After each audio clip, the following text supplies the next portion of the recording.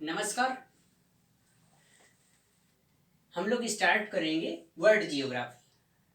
इसमें देख लो मुख्यतः 3 टॉपिक पढ़ेंगे और 3 टॉपिक में सारी की सारी एटलस वर्क हमारा क्या हो जाएगा, कवर हो जाएगा। सबसे पहले क्या हम लोग एक जनरल इंफॉर्मेशन लेंगे, उसके बाद क्या करेंगे ओशियानिक करंट पढ़ेंगे और लास्ट में हम लोग क्या पढ़ेंगे कॉन्टिनेंट। कॉन्टिनेंट में सारे कॉन्टिनेंट चलेंगे, जैसे for example south America, Australia, Europe, Asia, ये सब। इसके लिए आपको करना क्या पड़ेगा, खास करके एक काम कर लीजिएगा, एक एटलस जरूर ले लीजिएगा। और एटलस कौन सा होना चाहिए, ऑक्सफोर्ड स्टूडेंट। तो हम लोग टॉपिक शुरू करते हैं बिना बातचीत किए हुए। देखें,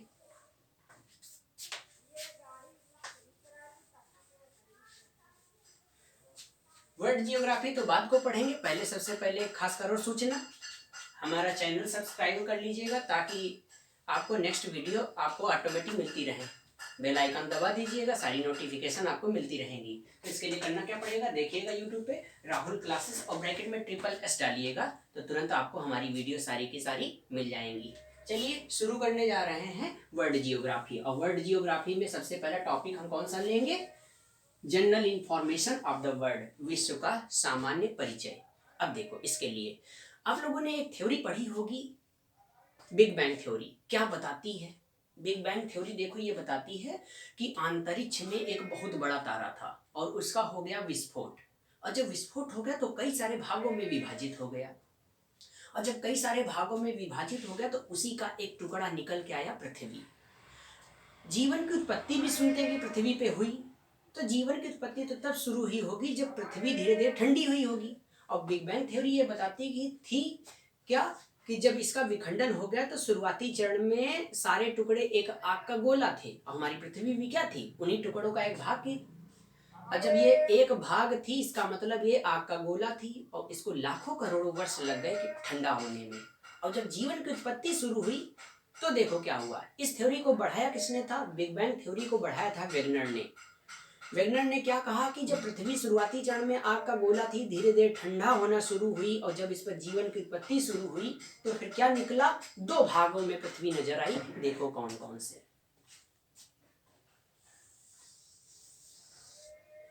एक तो पृथ्वी का भाग नजर आया स्थलखंड वाला, स्थलखंड, और दूसरा नजर आया जलमंडल।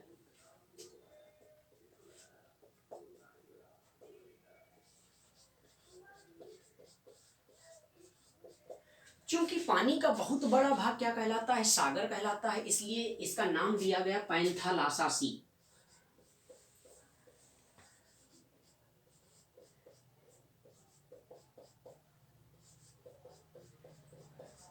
और ये स्थलखंड कहलाया पैंजिया।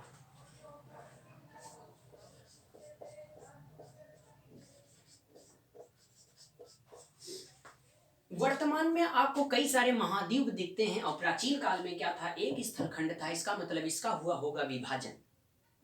प्राचीन काल का पैंजिया वर्तमान में हमको कई सारे महाद्वीपों में दिखाई दे रहा है। फॉर एग्जाम्पल जितने भी कॉन्टिनेंट हैं, south America, north America, Asia, Africa, Europe, ये सब। इसका मतलब कहीं ना कहीं इस पैंजिया का विभाजन हुआ होगा। अब देखिए, शुरुआती चरण में मान लेते हैं कि ये हमारा पैंजिया है और इसका अगर विभाजन होगा तो विभाजन कितने भागों में होगा, 2 भागों में होगा।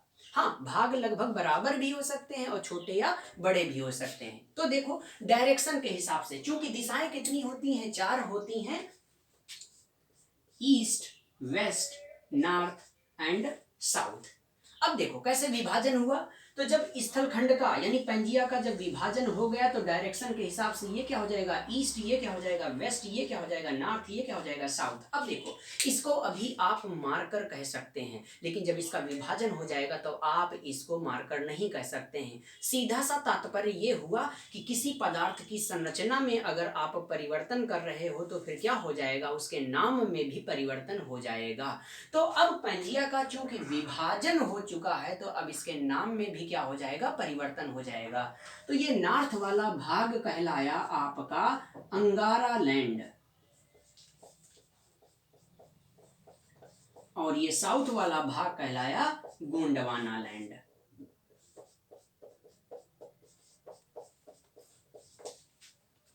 इस इस मार्कर का तो स्पष्ट रूप से विभाजन नजर आ रहा होगा कि ये यहाँ से विभाजन हो रहा है। इसका मतलब पैंजिया का भी कहीं ना कहीं से विभाजन हुआ है, क्योंकि विभाजन की रेखा ये है, तो यानी ये विभाजक रेखा है।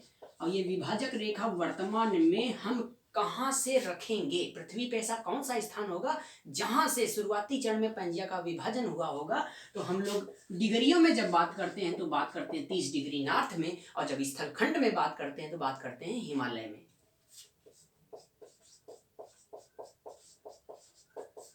हिमालय से इसका विभाजन लिया जाता है। इसका सीधा सा तात्पर्य ये हुआ कि हिमालय के ऊपर वाला भाग अंगारा लैंड कहलाएगा और नीचे वाला भाग कहलाएगा गोंडवाना लैंड। अब फॉर एग्जांपल जैसे हिमालय के ऊपर कौन सा है, चीन है, मंगोलिया है, रसिया है। तो जब हिमालय के ऊपर है तो चीन, मंगोलिया, रसिया सब किसके भाग हो जाएंगे, अंगारा लैंड के भाग हो जाएंगे। लेकिन अगर भारत की बात करो तो मुख्यतया किस में आएगा, गोंडवाना लैंड में आएगा। लंका की नीचे बात करोगे वो किस में चला जाएगा, गोंडवाना लैंड में चला जाएगा। नीचे ऑस्ट्रेलिया भी देखते होंगे, वो किसमें चला जाएगा, गोंडवाना लैंड में।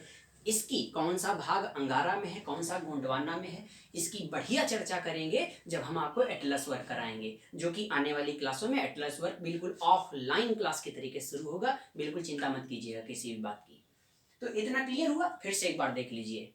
बिग बैंग थ्योरी क्या बताती है, बिग बैंग थ्योरी ये बताती है कि अंतरिक्ष में एक बहुत बड़ा तारा था, उसका विस्फोट हो गया, वो कई भागों में विभाजित हो गया। इसी थ्योरी को आगे बढ़ाया किसने, वेगनर ने, continental theory of Wegener, Wegener का महाद्वीपीय सिद्धांत। According to Wegener theory, Wegener की नियमानुसार क्या बात करते हैं, वो बात करते हैं कि जब शुरुआती चरण में पृथ्वी एक आग का गोला थी, तो धीरे धीरे जब इस पर जीवन की उत्पत्ति शुरू हुई तो कितनी भागों में पृथ्वी नजर आई, दो भागों में नजर आई। एक स्थलखंड नजर आया और एक नजर आया जलमंडल। जलमंडल चूंकि पानी का बहुत बड़ा भाग था तो क्या कहलाया, पैंथालासा सागर, और स्थलखंड क्या कहलाया, पैंजिया। प्राचीन काल का पैंजिया वर्तमान में कई भागों में रूप में नजर आ रहा है, जिसको हम लोग महाद्वीप कहते हैं। इसका मतलब पैंजिया का हुआ होगा विभाजन। शुरुआती चरण के विभाजन की बात करें तो कितने भागों में विभाजित होगा, दो भागों में विभाजित होगा। नॉर्थ वाला पार्ट कहलाया अंगारा लैंड और साउथ वाला पार्ट कहलाया गोंडवाना लैंड। वर्तमान में जो कि भूगोलवेत्ताओं ने जो जानकारी दी हुई है, जो अपनी थ्योरी में बताया है कि ये पैंजिया का विभाजन शुरुआती चरण में कहाँ से हुआ होगा, तो उन्होंने क्या बताया, कहाँ से हुआ है, हिमालय से हुआ है। तो इसका मतलब ये सीधा सा हुआ, हिमालय के ऊपर वाला भाग कहलाएगा अंगारा लैंड और नीचे वाला भाग कहलाएगा गोंडवाना लैंड। इतनी बात तो क्लियर हुई होगी।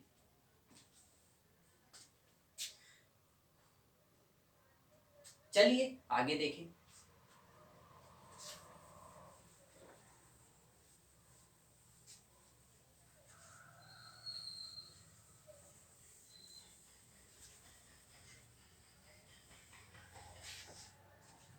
एक सामान्य तौर पे अगर पृथ्वी की रेखाओं को पढ़ना चाहें तो देखो क्या होता है।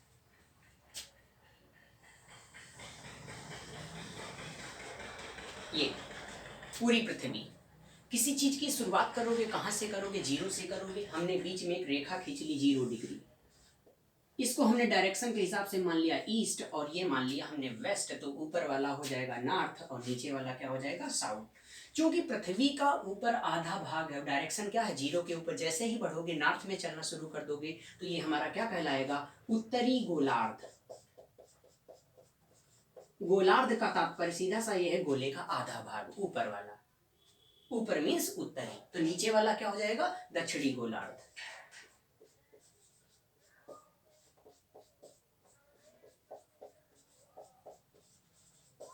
अब ध्यान देने वाली बात यह है कि चूंकि पूरे सौर मंडल का सेंटर पॉइंट कौन है, सूर्य है, और सूर्य के चारों ओर सभी ग्रह चक्कर लगा रहे हैं, हमारी पृथ्वी भी चक्कर लगा रही है। और आपने ग्लोब वगैरह देखा होगा तो पृथ्वी क्या करती है, अपने अक्ष पर थोड़ा सा झुकी हुई है, बिल्कुल सीधा सा नहीं, थोड़ा सा क्या है, पृथ्वी अपने अक्ष पर झुकी हुई है। अब एक तो पढ़ते हैं सूर्य की ओर झुकाव पृथ्वी का, दूसरा हम लोग पढ़ते हैं पृथ्वी का अपने अक्ष पर झुकाव। तो देखिए कितना है पृथ्वी का अपने अक्ष पर झुकाव। तो एक हम लोग रेखा पढ़ते हैं जिसका नाम है 23.5। अब डायरेक्शन के हिसाब से बात करोगे तो 0 के जैसे ऊपर बात करोगे किसमें पहुंच जाओगे, नॉर्थ में। ये नॉर्थ वाली हम क्या पढ़ते हैं, पृथ्वी का अपने अक्ष पर झुकाव।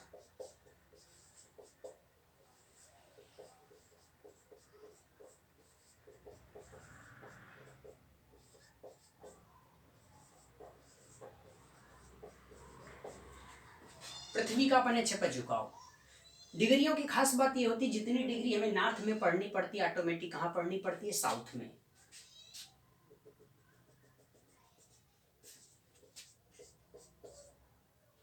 ये भी पृथ्वी का अपने अक्ष पर झुकाव ही है। अब बार बार हम नहीं लिखेंगे, एक जगह लिख दिया, ऑटोमेटिक आप दूसरी जगह समझेंगे। इसको हम लोग वैसे नॉर्मली क्या बोलते हैं, ट्रॉपिक ऑफ कैंसर कर्क रेखा, और इसको क्या बोलते हैं, ट्रॉपिक ऑफ कैप्रिकॉर्न मकर रेखा। तो ये हमारी क्या हो जाएगी, कर्क रेखा, और ये क्या हो जाएगी, मकर रेखा। 0 डिग्री को क्या कहते हैं, क्योंकि पृथ्वी को लगभग 2 बराबर भागों में विभाजित कर दिया, इसलिए इसको हम लोग कहते हैं भू, भू माने पृथ्वी, मध्य, और क्या खींची है, रेखा, भूमध्य रेखा। इसी का दूसरा नाम क्या है, विषुवत रेखा।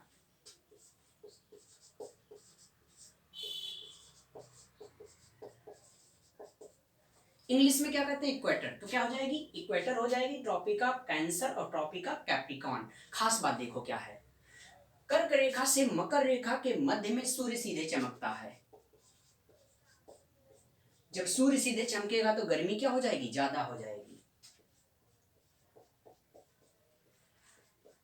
जितना ज्यादा गर्मी होगी, खासतौर पे देखा होगा मौसम की अगर बात करें, जाड़ों की अपेक्षा गर्मियों में वर्षा बहुत अधिक होती है। सीधा सा तात्पर्य है, वर्षा का सीधा सा संबंध किससे, तापमान से। जितना ज्यादा तापमान होगा, भाप उतनी ही ज्यादा ऊपर उठेगी। भाप ऊपर उठने की प्रक्रिया को हम लोग किस नाम से जानते हैं, साधारणतया भौतिक विज्ञान में वाष्पीकरण, वेपोराइजेशन। वेपोराइजेशन क्या होगा, ज्यादा होगा।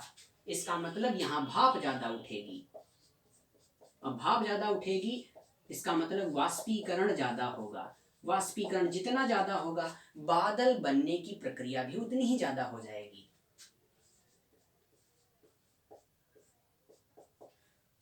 बादल ये बताते हैं ज्यादा मात्रा में बनेंगे, वर्षा की मात्रा भी क्या हो जाएगी, ज्यादा हो जाएगी।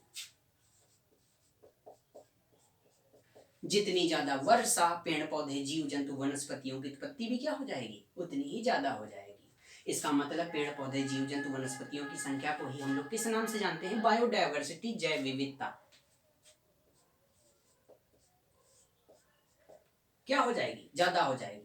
मतलब क्या हुआ, पूरी पृथ्वी पर जैव विविधता सर्वाधिक कहाँ पाई जाती है, कर्क रेखा से मकर रेखा के बीच में। कारण क्या है, सूर्य का सीधा चमकना, क्योंकि पूरी पृथ्वी पर जैव विविधता का स्रोत कौन सा है, सूर्य है, और वो सबसे ज्यादा कहाँ सीधे चमक रहा है, तो वो कर्क रेखा से मकर रेखा के मध्य में चमक रहा है।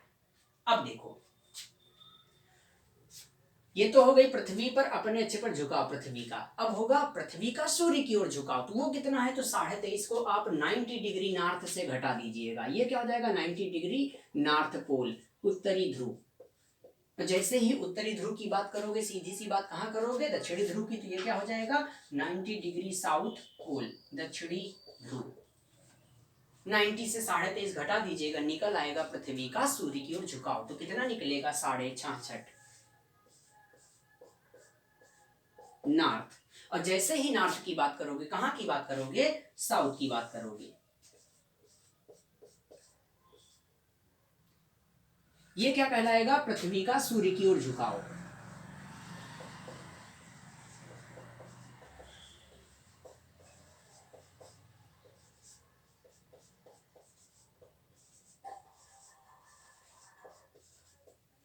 इसको हम लोग किस नाम से जानते हैं, आर्कटिक वृत्त।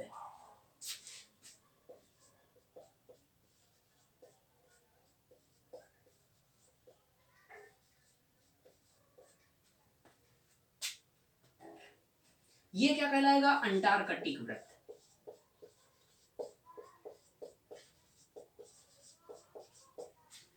चूंकि ध्रुव के बगल का एरिया है, इसलिए इसे हम क्या कहेंगे, ध्रुवीय क्षेत्र।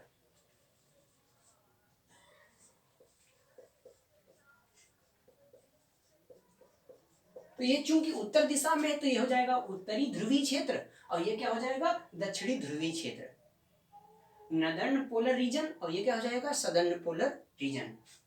अब 2 जगह नहीं लिखेंगे, इसको ऑटोमेटिक आप समझिएगा। तो क्या यहां सूर्य होगा, नहीं होगा। सूर्य यहां सीधे चमक रहा है, तो सूर्य क्या ध्रुवीय क्षेत्र में होगा, नहीं होगा। तो जब सूर्य ध्रुवीय क्षेत्र में नहीं होगा, तो क्या उतनी ज्यादा गर्मी होगी, नहीं होगी। और जब गर्मी नहीं होगी तो भाप नहीं ऊपर उठेगी, वाष्पीकरण नहीं होगा, बादल नहीं बनेंगे, वर्षा नहीं होगी, बायोडायवर्सिटी नहीं होगी, या तो बहुत ज्यादा कम होगी। जैसे फॉर एग्जांपल जैसे लाइकेन वगैरह कुओं के आसपास, गांव के आसपास देखे होंगे, चूंकि कुएं का क्षेत्र कैसा होता है, बहुत ज्यादा ठंडा होता है, तो आपने काई वगैरह देखी होगी, तो काई नुमा संरचना पाई जाएगी ध्रुवीय क्षेत्रों पर। क्यों? क्योंकि काई कहाँ होगी? जहां ज्यादा ठंडक होगी। ठंडक वाला एरिया कौन सा है? ध्रुवीय क्षेत्र। कारण क्या है? सूर्य का ना चमकना। तो इसका मतलब यहाँ बायोडायवर्सिटी क्या हो जाएगी? बहुत ही कम हो जाएगी। तात्पर्य क्या है? देखो ध्यान दो, जीरो, ये 0 डिग्री है, जीरो से हम चले हैं पोल की ओर, दोनों गोलार्धों में। खासकर देखिए क्या हो रहा है, डिग्रियों में वृद्धि हो रही। भाई जीरो से हम कहाँ जा रहे हैं? 90 की ओर। चाहे ऊपर जाए चाहे नीचे जाए, जा तो हम 90 की ओर रहे हैं। तो देखो हो क्या रहा है, हो रहा है डिग्री में वृद्धि।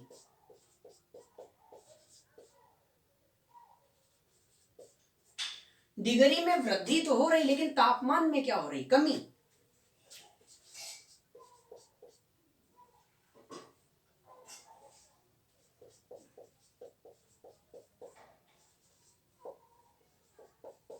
और तापमान में कमी हो जाएगी तो क्या वाष्पीकरण की प्रक्रिया हो पाएगी? नहीं, बादल नहीं बनेंगे, तो जैव विविधता क्या हो जाएगी? कम हो जाएगी। इसका मतलब ये हुआ निम्न अक्षांश से, लो लैटिट्यूड से हाई लैटिट्यूड की ओर जाने पर तापमान में क्या होगी? गिरावट होगी। तो बायोडायवर्सिटी भी क्या हो जाएगी? ऑटोमेटिक कम हो जाएगी।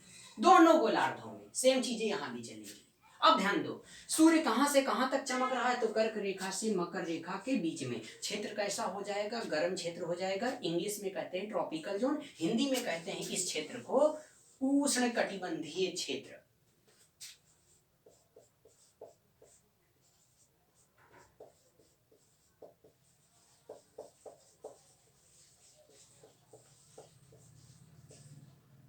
उष्ण मीन्स गर्म, कटि का मतलब कटा हुआ, बंद का मतलब निश्चित, क्षेत्र का मतलब भाग। गर्मी वाला एक निश्चित भाग। कहां से कहां तक? कर्क रेखा से मकर रेखा के बीच में। कारण क्या? सूर्य का सीधा चमकना। और ये चूंकि ध्रुवीय क्षेत्र सूर्य है नहीं, यानी यहाँ क्या जमा होगी? बर्फ। बर्फ कैसा होगा? ठंडा होगा। यानी ये क्षेत्र कैसा होगा? ठंडा क्षेत्र होगा। इसीलिए इसको हम लोग इंग्लिश में कहते हैं फ्रिजिड जोन, और हिंदी में क्या कहेंगे? शीत कटिबंधीय क्षेत्र। ध्यान देते रहिएगा।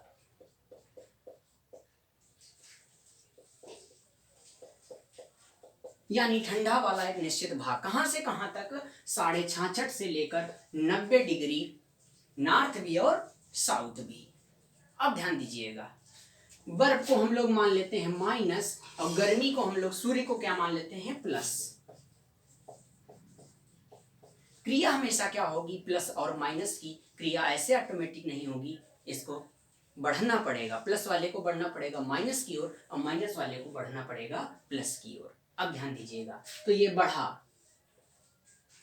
माइनस वाला प्लस की ओर और प्लस वाला माइनस की ओर, और आगे बढ़ा, और जब दोनों में मिलन हो गया तो ये क्षेत्र क्या कहलाएगा? क्योंकि ऊपर वाला आ रहा था शीत और नीचे वाला क्या आ रहा था? उष्ण। दोनों मिलकर के किसका निर्माण करेंगे? शीतोष्ण का निर्माण करेंगे। शीतोष्ण कटिबंधीय क्षेत्र यानी टेम्परेट जोन, उत्तरी गोलार्ध में भी और दक्षिणी गोलार्ध में भी। ये भी प्लस वाला जाएगा माइनस की ओर, और माइनस वाला जाएगा प्लस की ओर, क्योंकि यहाँ भी क्या जमा है? बर्फ जमा है, तो माइनस होगा। ये भी क्षेत्र क्या कहलाएगा? टेम्परेट जोन, शीतोष्ण कटिबंधीय क्षेत्र। मतलब क्या है शीतोष्ण का? न ज्यादा ठंडक न ज्यादा गर्मी, मौसम अनुकूल। और मौसम अनुकूल तो क्रियाएं बेहतर, और क्रियाएं बेहतर तो पैदावार ज्यादा। पैदावार ज्यादा, आय में वृद्धि ज्यादा, और आय में वृद्धि ज्यादा तो जानते होंगे जब पैसा आता है तो दिमाग भी बहुत काम करता है। खासकर ध्यान दीजिएगा एक चीज, क्या आपने देखा होगा दुनिया के जितने भी विकसित देश हैं सब किस जोन में हैं? शीतोष्ण कटिबंधीय क्षेत्र में है। कारण क्या है? कारण यही है, मौसम अनुकूल है, क्रियाएं बेहतर हैं, पैदावार ज्यादा है, आय में वृद्धि ज्यादा है। अब आय में वृद्धि ज्यादा है, साइंस और टेक्नोलॉजी के मामले में देख लो, दुनिया के जितने भी क्षेत्र हैं कहाँ हैं? सब शीतोष्ण कटिबंधीय क्षेत्र में। फॉर एग्जाम्पल ले लो, जैसे यूके को ले लो, इंग्लैंड, अपने चाइना को ले लो, यूएसए को ले लो, फ्रांस जर्मनी को ले लो, पुर्तगाल स्पेन को ले लो। विज्ञान की दुनिया में सब क्या है? अग्रणी देश हैं। कारण क्या? मौसम अनुकूल, क्रियाएं बेहतर, पैदावार ज्यादा। किसी भी खनिज में उठा के देख लो, चाइना आगे है।